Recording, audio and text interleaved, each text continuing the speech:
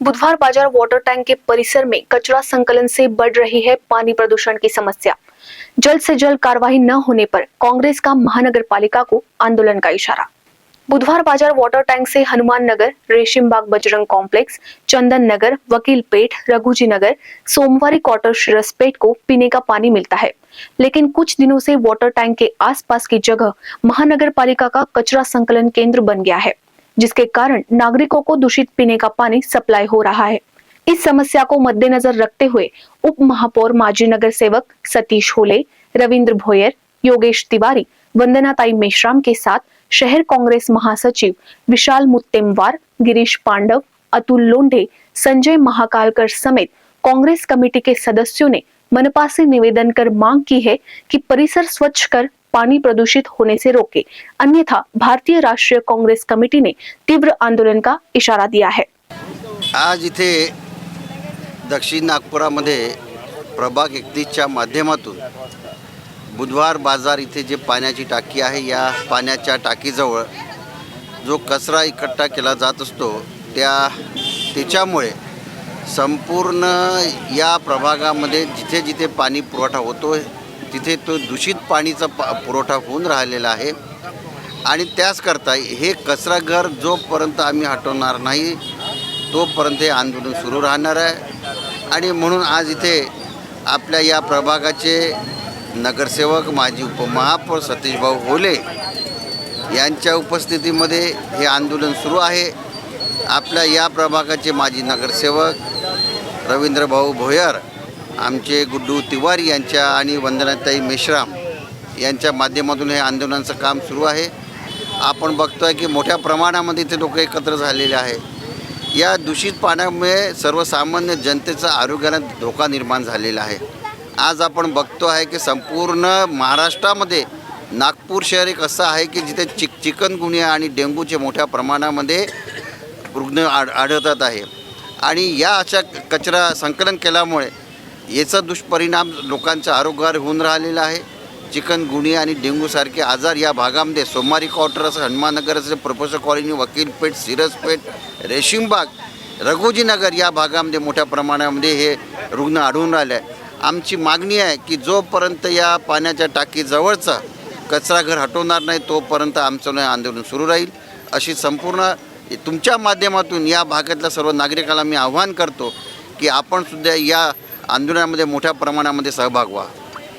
समजा जर तुमच्या आंदोलनात कोणी कारवाई केली नाही तर तुम्ही काय करणार? पुढलं कोण काय? नाही, जर आमच्या या आंदोलनाकडे जर प्रशासनाने जर लक्ष दिलं नाही तर यापेक्षा मोठा आणि तीव्र आंदोलन आम्ही करू। आणि आम्हाला रस्त्यावर उतरण्याची वेळ येऊ देऊ नये असं आम्ही या प्रशासनाला सांगतो आहे। जर यांनी हे केलं नाही तर आम्ही रस्त्यावर उतरून मोठ्या प्रमाणामध्ये आंदोलन करू आणि यामध्ये काही नुकसान झालं त्याची सर्व जबाबदारी या महाराष्ट्र शासनाची, देवेंद्र फडणवीस आणि महानगरपालिकेच्या प्रशासनाकडे असं तुमच्या माध्यमातून सांगू इच्छितो। खऱ्या अर्थानं नागपूर शहरातली सगळ्यात जुना बाजार बुधवार बाजार याचं बांधकाम करण्यापेक्षा महानगरपालिकेने पिण्याच्या पाण्याच्या बाजूला कचरा संकलन केंद्र तयार केलं आणि तिथे दंतोली, नेहरूनगर आणि हनुमाननगर या तिन्ही झोनचा कचरा जमा करून तो भांडेवाडीला पाठवला जातो। या कचऱ्यामुळे कचऱ्याच्या घाणीच्या साम्राज्यामुळे पिण्याचं पाणी दूषित होईल। वारंवार आम्हाला घाण पाणी येतं नळाला आणि ते येऊ नये म्हणून हे कचराघर त्वरित इथनं हलवलं पाहिजे, यासाठी आम्ही आंदोलन करत आहे। नाही, मागच्या वेळेस सभागृहामध्ये ठरावसुद्धा झाला। तत्कालीन महापौर प्रवीण दटके यांनी 7 दिवसात हटवण्याचं आश्वासन दिलं होतं, पण या कंपन्यांमध्ये भाजपवाल्यांचीच भागीदारी असल्यामुळे त्याला त्या बाजूला करण्यात जरा कमी पडत आहेत। तरी या तुमच्या माध्यमातून पुन्हा एकदा विनंती करतो की यात कुठलंही राजकारण न करता, लोकांच्या आयुष्याची न खेळता हे कचराघर इथून त्वरित हलवावं।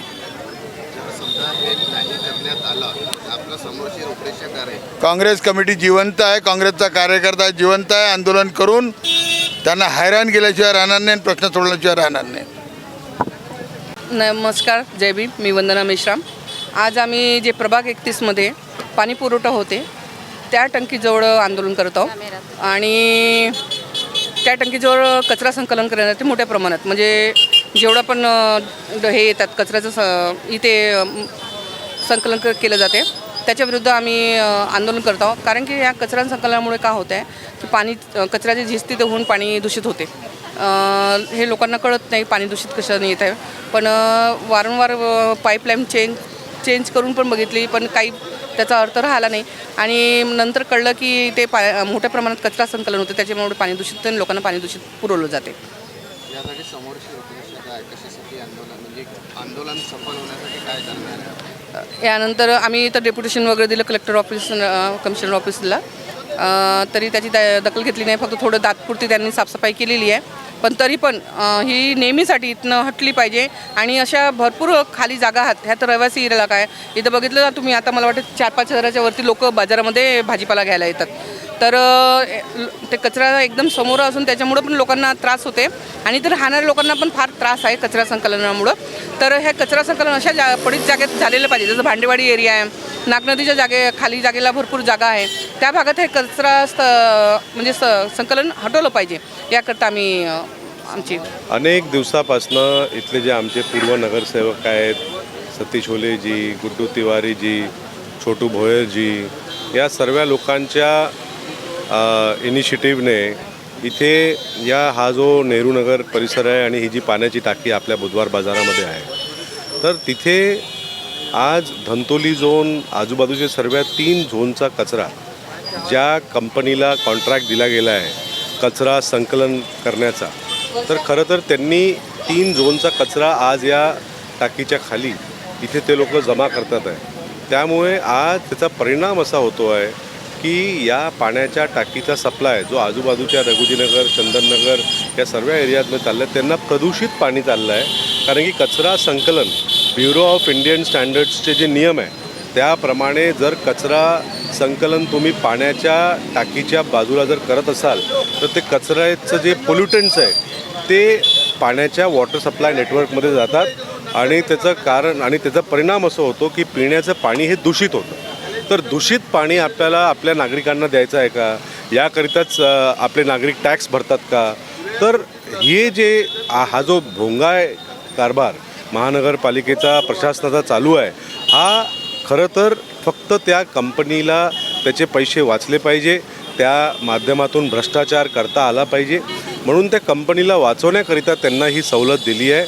खरं तर त्यांनी फक्त एकच झोनचा कचरा इथे जमा करायला पाहिजे, बाकी 2 झोनचा कचरा एकतर डायरेक्टली त्या डम्पिंग यार्डमध्ये टाकावा किंवा इतर ठिकाणी त्यांनी जिथे जिथे खाली मैदान आहेत किंवा जागा आहे तिथे त्यांनी करावं.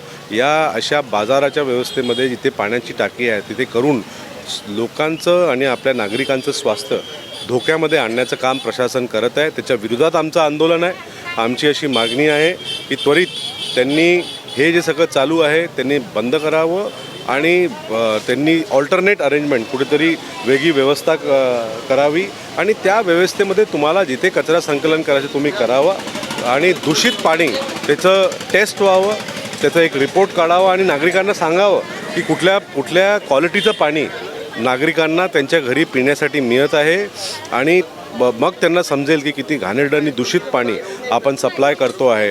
आणि म्हणूनच आमची मागणी आहे की याला तुम्ही त्वरित याच्यावरती ॲक्शन घ्या, पाण्याचं टेस्टिंग करा आणि लोकांना तुम्ही सवलत द्या, अशी मागणीकरिता आमचं आंदोलन आहे. आणि जेव्हापर्यंत होत नाही तेव्हापर्यंत आमचं आंदोलन अजून तीव्र होत आहे. सो हे जे काँग्रेस पक्षातर्फे हे जिथे आंदोलन करण्यात येत आहे, मागील बऱ्याच वर्षापासनं महिन्यापासनं हे जो इथे बुधवार बाजार आहे या सोमारी क्वार्टर परिसरामध्ये या दक्षिण नागपूरमध्ये, तर इथे ह्या कचरा संकलनाचं हे जे केंद्र इथे निर्माण करून ठेवलं आहे आणि त्याच्या बाजूलाच जलकुंभ आहे, पाणी टाकी आहे आणि ह्या टाकीतनं या संपूर्ण परिसरामध्ये नागरिकांना पिण्याचं पाणी इथे जात आहे. आज जर कधी या कचरा संकलनाचा जर परिणाम त्या शुद्ध पाण्यावर जर झाला, ह्या संपूर्ण परिसरातील नागरिकांच्या जीवाशी खेळ होईल, त्यांच्या प्रकृतीवर त्याचा परिणाम होईल. ही विनंती की बा इथून परिसरातून हा जो कचरा संकलनाचं केंद्र आहे हे इथून हटवावं, ही आम्ही बऱ्याचदा येथील स्थानिक नगरसेवकाच्या माध्यमातून सुद्धा तक्रार बऱ्याचदा करण्यात आलेली आहे, परंतु आजपर्यंत त्याच्यावर कुठल्याही प्रकारची कारवाई झालेली नसल्यामुळे आज हे आंदोलन इथे उभारण्यात आलेलं आहे. समोर जर समजा हे कचरा संकलन जर समोरची रूपरेषा काय राहील? नाही, समजा जर हे जोपर्यंत हे कचरा संकलन इथून हटत नाही किंवा इथच्या नागरिकांना जोपर्यंत न्याय देत नाही तोपर्यंत ह्या काँग्रेस पक्षाचे सर्व कार्यकर्ते हे आंदोलन सातत्यानं आणि आम्ही ह्याच्यामध्ये एक बेसिक अंडरस्टँडिंगचा प्रश्न आहे, बेसिक समजदारीचा प्रश्न आहे की या इथल्या वॉटर टँकमधनं इथल्या सगळ्या परिसराला पाणी सप्लाय होतं. वॉटर टँकच्या बाजूला जिथे आपण पाण्याचा संग्रह करतो त्याच्या बाजूला कसल्याही पद्धतीचा कचरा संकलन होऊ नये हा एक स्टँडर्ड नियम आहे हा. आणि कचरा संकलन जर तिथे केलं तर पाणी प्रदूषित होण्याची शक्यता आहे. आज माणसांना जी सर्वात जास्त भीती आहे, 85% रोग हे पिण्याच्या अशुद्ध पाण्यामधून निर्माण होतात. मग इथले नागरिक, नागपूरचे नागरिक मोठ्या प्रमाणावर सगळ्या पद्धतीचे कर महानगरपालिकेला देत असताना महानगरपालिकेची ही संविधानिक जबाबदारी आहे की त्यांनी शुद्ध पिण्याचं पाणी जे आहे ते नागरिकांना पुरवलं पाहिजे. आता याच्यामध्ये संविधानात हे लोक मानत नाही. मागच्या 3 वर्षापासून निवडणुका झालेल्या नाही आहे महानगरपालिकेच्या. लोकांनी कोणाकडे जावा हा प्रश्न आहे. प्रशासन मुजोर झालेलं आहे.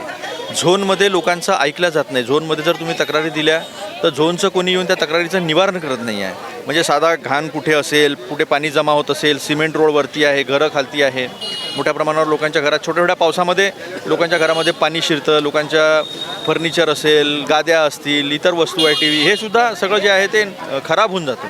आणि त्यांना मदत करण्याची कुठली तरतूद जी आहे ती शासनाकडे नाही आहे. कारण आपण फक्त झोपडपट्ट्या गरीब लोकांना मदत करत असतो.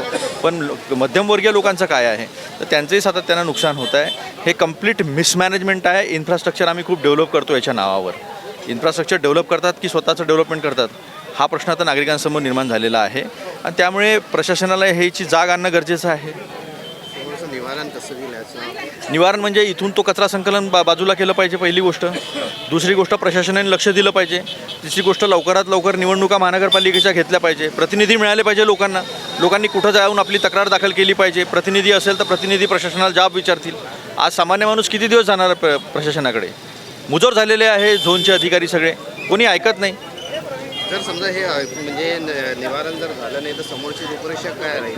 नाही, याच्यापेक्षा मोठं आंदोलन करू आम्ही. समोर आचार म्हणजे जर भाजपला जनतेशी काही देणं घेणं नसेल, नाहीच आहे, याचा अर्थ हा नाही की काँग्रेसला ते जनतेशी देणं घेणं नाही आहे. काँग्रेसने नेहमी संविधानाचं पालन केलं. संविधानाच्या रक्षणाची लढाई आम्ही लढतो आहे. आणि आता महत्त्वाची गोष्ट अशी आहे की कोणत्याही पद्धतीत लवकरात लवकर विधानसभेनंतर काँग्रेसचं सरकार येणारच आहे महाविकास आघाडीचं. लवकरात लवकर ह्या निवडणुका घेऊन लोकांना लोकांचे प्रतिनिधी देण्याचं काम काँग्रेस करेल.